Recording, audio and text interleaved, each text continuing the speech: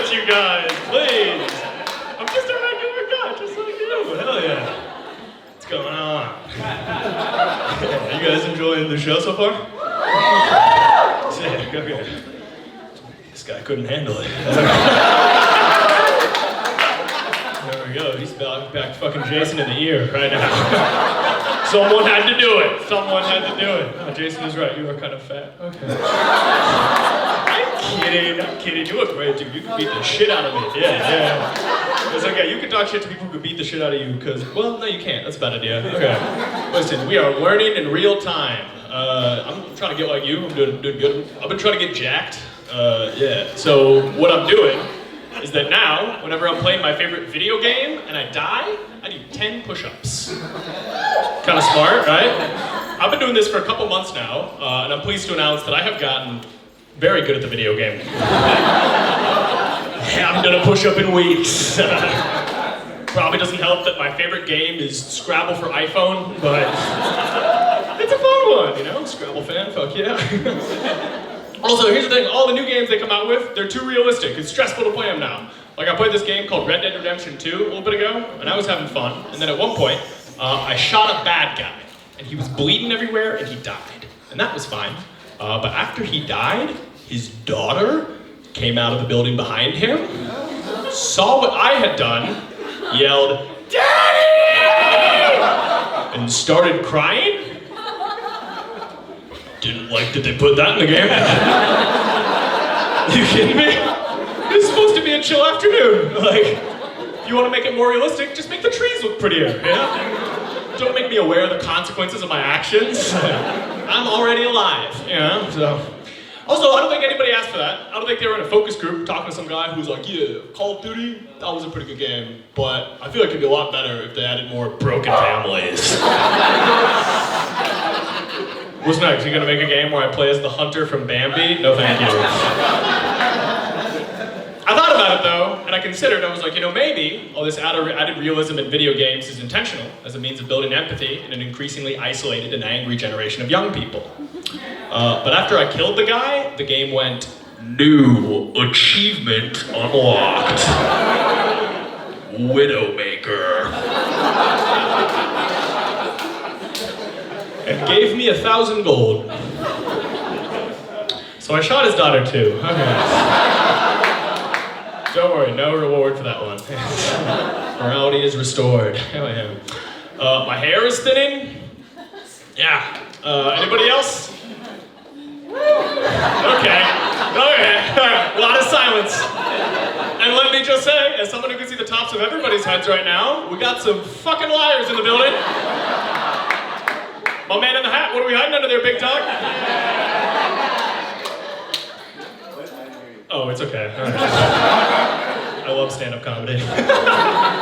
He's like, I got a notification. Still feeling sad about being called fat. No. I'm not, okay. No, you're not. You're a fun guy. I started taking hair regrowth medication. I get it from a company called Hims. And in addition to selling hair regrowth meds, they also sell antidepressants and erectile dysfunction medication. Yeah.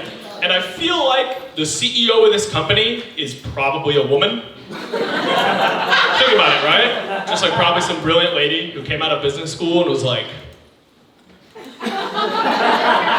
someone needs to do something about all these men who are bald and sad and flaccid. She probably went on Shark Tank, got like $5 million from those miserable pieces of shit. It's a weird double-edged sword because Propecia, hair regrowth meds, it decreases your sexual desire.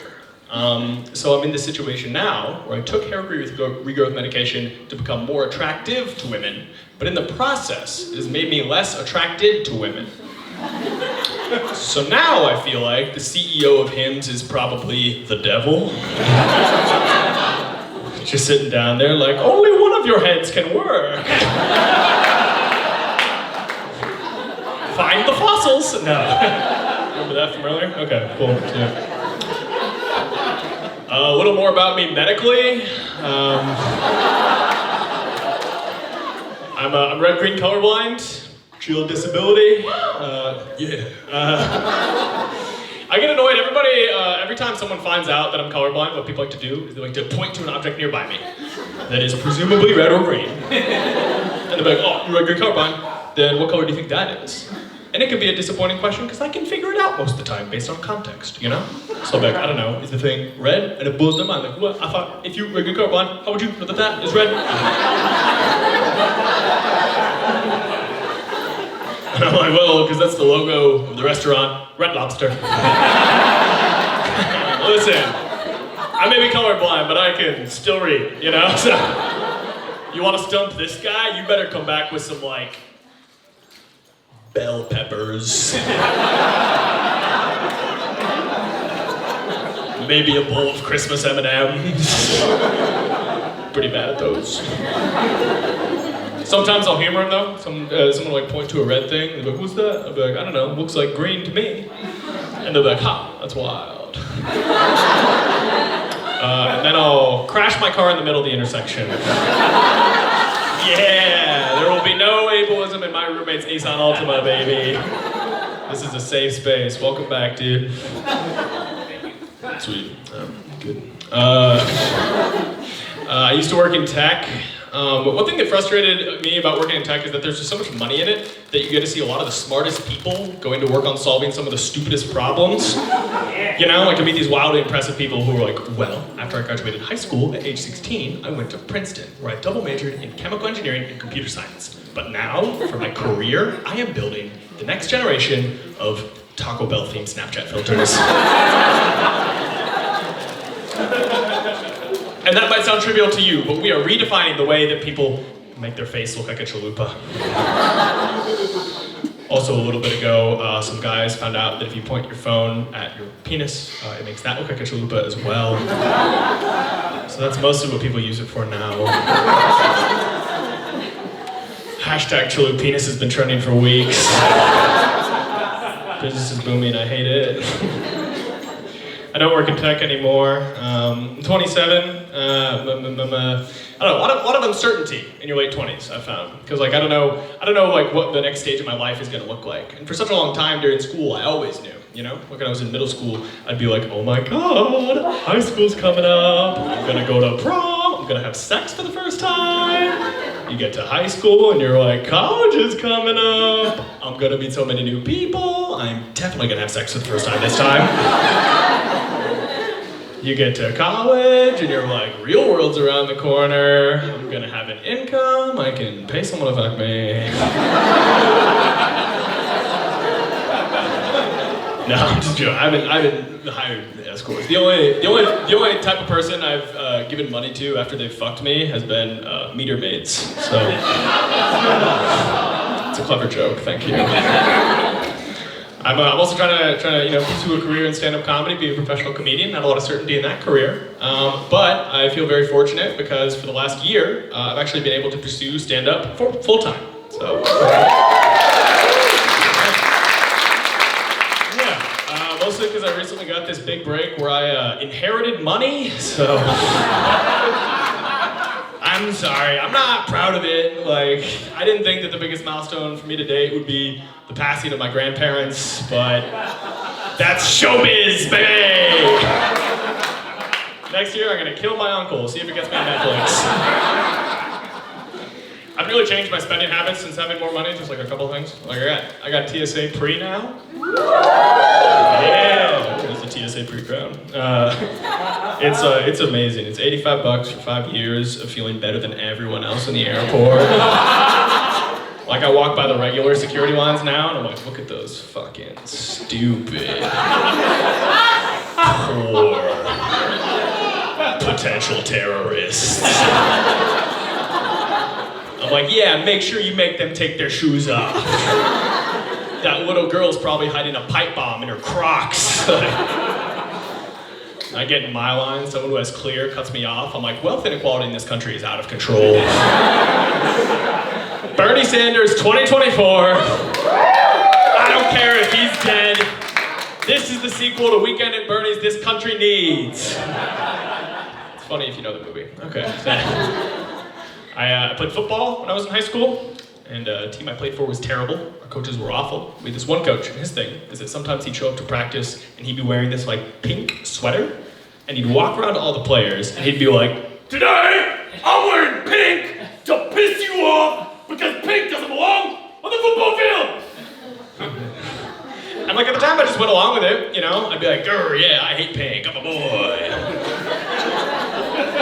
The only things I like are eating pussy and getting concussions. But looking back on it, I kind of think he just liked the way he looked in the sweater.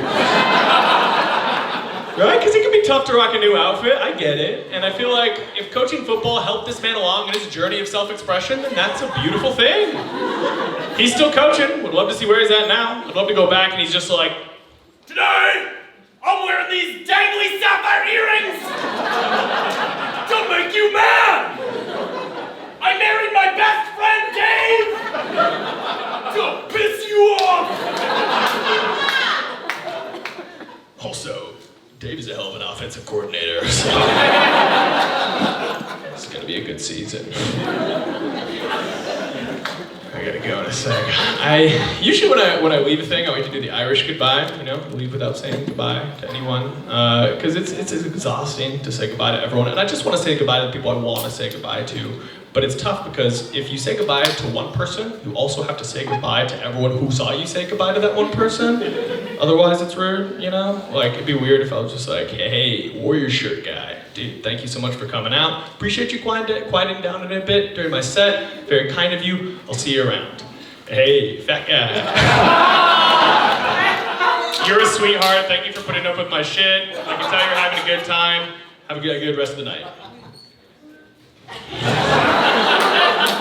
It's weird, right? Like, at least if you don't say goodbye, you're also not saying goodbye to anyone. So I guess I'm just trying to normalize leaving without saying goodbye.